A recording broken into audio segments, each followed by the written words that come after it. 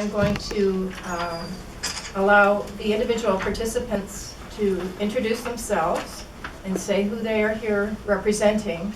And we are going to start with Sharlene Paul from the Wolastoq Grand Council, who will read the water declaration.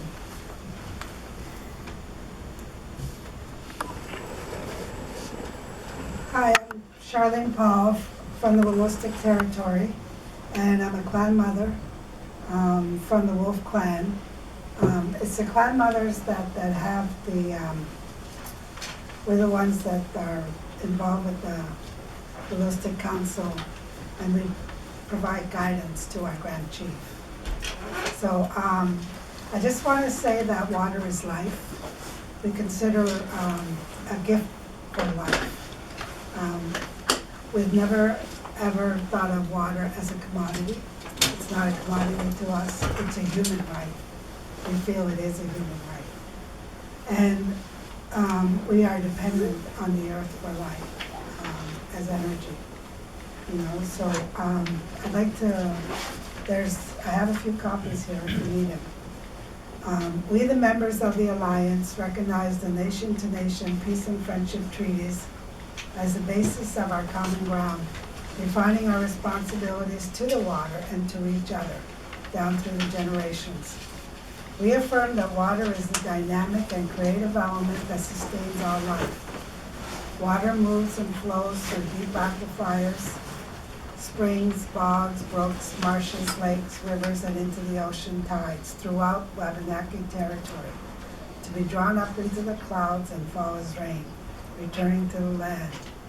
In this constant ebb and flow, water nourishes and cleanses the entire world.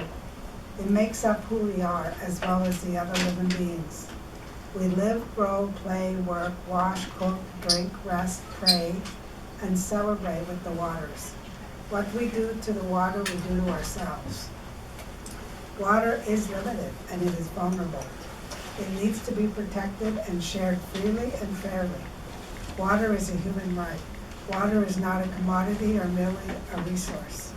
It is a unique condition, a life giver, a dynamic being with a creative power of its own, unlike any other in the natural world, in the human family. We see the destruction of the environment as a destruction of ourselves. We see that any assault on the good and well-being of our relations in the natural world, upon our lands and our waters, as an act of aggression against us.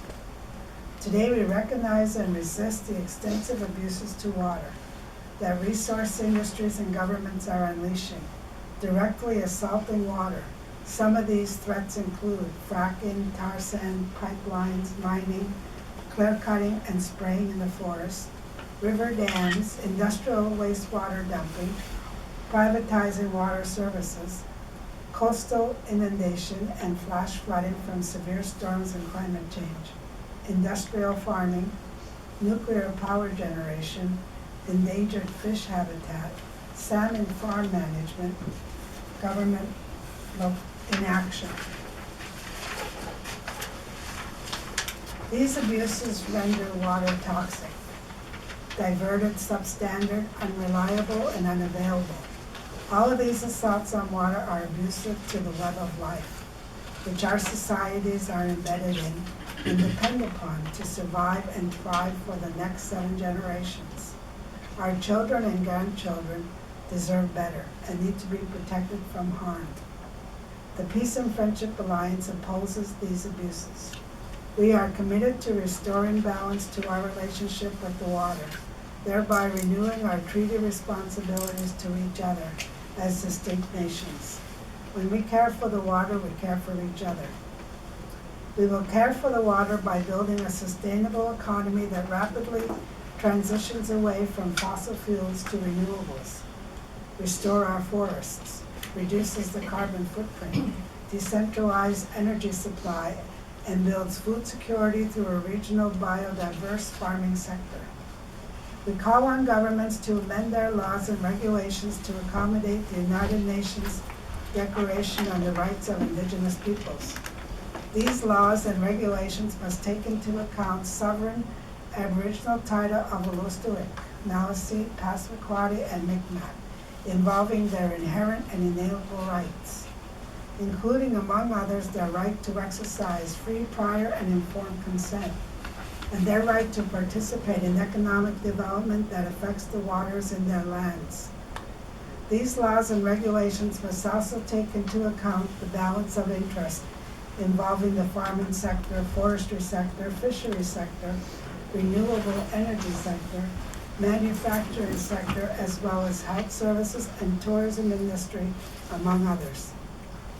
We, the Alliance, invite you to join in our movement, our shared consciousness, to reconnect in a sacred manner to the natural world.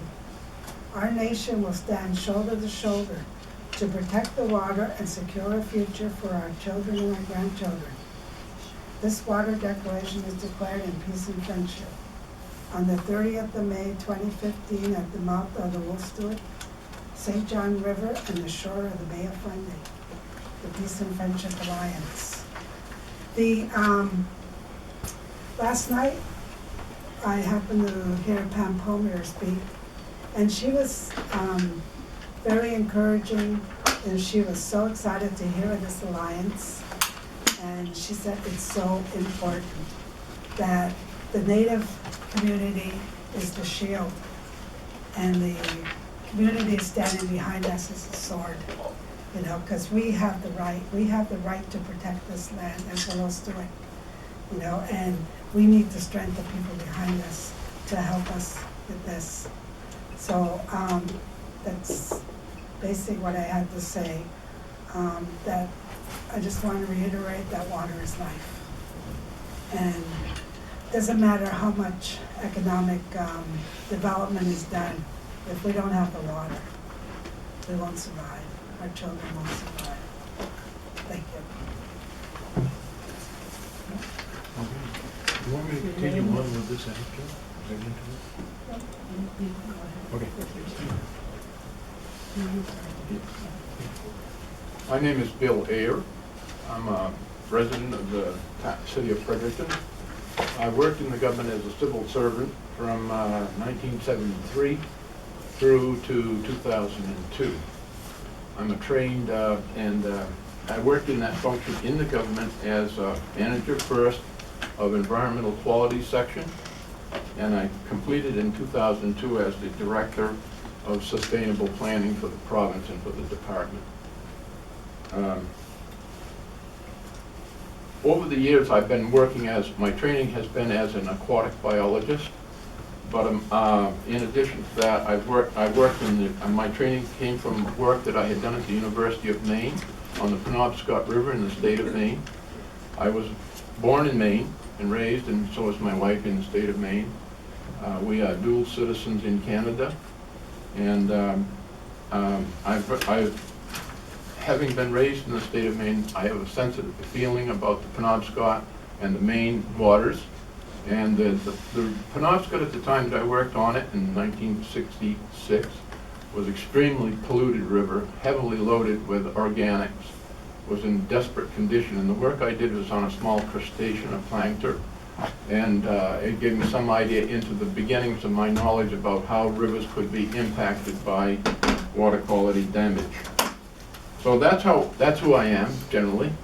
And now I have a statement I'm going to make here. Short statement, won't take too long if you'll bear with me. And it relates to some of the work that I did during this 28-year period with the government of New Brunswick. Following that, as you will see when I discuss this, some work that I did with the International Joint Commission on boundary waters. And let me start by saying that I'm talking primarily today about water classification process, but it relates to the overall water management process in the province of New Brunswick. It says, why won't the government of New Brunswick complete the water classification system? This is the same system successfully used by the state of Maine over the last 20 to 30 years to conduct the classification of its rivers and to manage effectively river basins throughout the state. A river basin classification management system in New Brunswick, like the Maine system, would have allowed, and you notice I say would have allowed, New Brunswick to easily exchange data on their shared transboundary watersheds in the St. Croix and the St. John river basins. The system used by the state of Maine is an ingenious and simple system that uses aquatic insect larvae that naturally occupy small crevices in the bottom of rivers like the St. Croix and the St. John. By placing small net bags of fist-sized rocks on the bottom of the river, the aquatic insects colonize the artificial river bottom that you put there in rock bags that has been placed in the river over the summer, through a period now. Not an instantaneous sample, but throughout the whole summer. The different species of larval insects have different capabilities to resist environmental stresses after exposure to the river water passing over them. And the aquatic insect larvae in the bags can reflect the threats to their surrounding aquatic environment in the river. This clever and unique system can tell aquatic scientists how healthy or sick the river is over time. It will measure if severe exposure to pollution or chemicals has occurred from either end of pipe or runoff pollution. The rating of the river's health may be classified into categories such as A, B, and C. The little bugs, as the Maine scientists say, don't lie. Thus, a system of classification based on aquatic life can be built to serve river managers with a complete and comprehensive watershed management record. In the decade of the 90s, I headed up a team of scientists, engineers, and planners in the Department of the Environment that worked with the state of Maine to build an exciting and effective river basin system like Maine's in New Brunswick. Our first job, however, was to build a watershed protected area designation order and the classification order and the wellfield protected area designation order, which put in place in New Brunswick water supply protection for many New Brunswick communities by the turn of the century.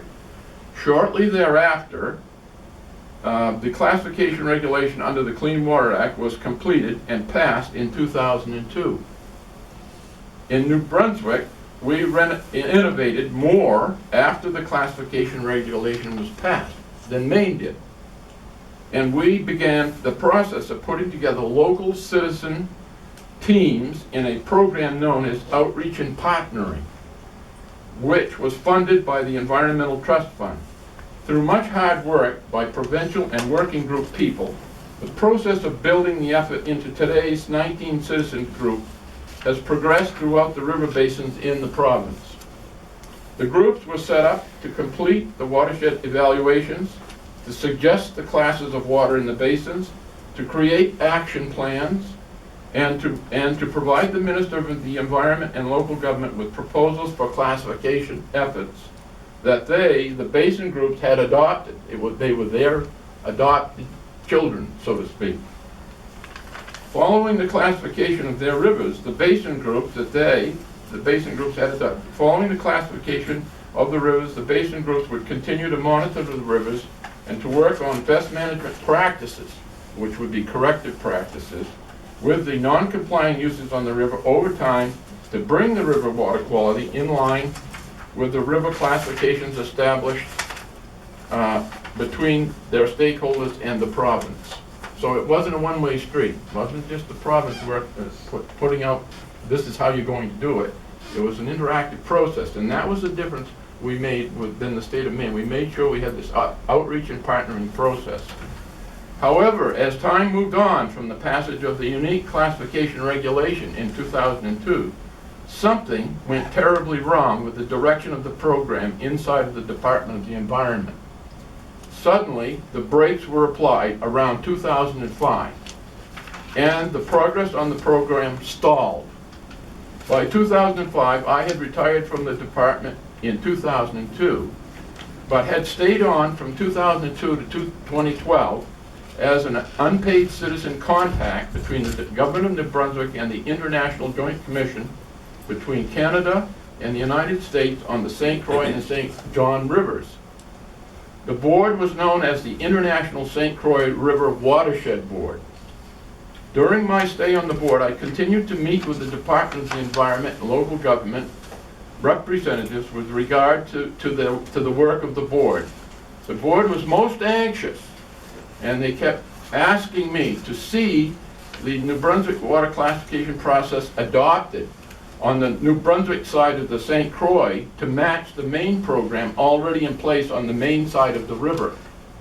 Although the St. Croix Waterway Commission had formed a working group, and this is one of these groups of the 19 I mentioned, and had successfully completed and submitted a classification proposal to the Minister of the Environment and Local Government in New Brunswick, the process was suddenly put on hold.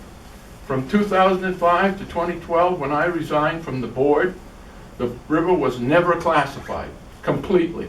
There was an original classification of lakes, ponds, and impoundments that came in with the passage of the original regulation. All the rivers themselves were not classified.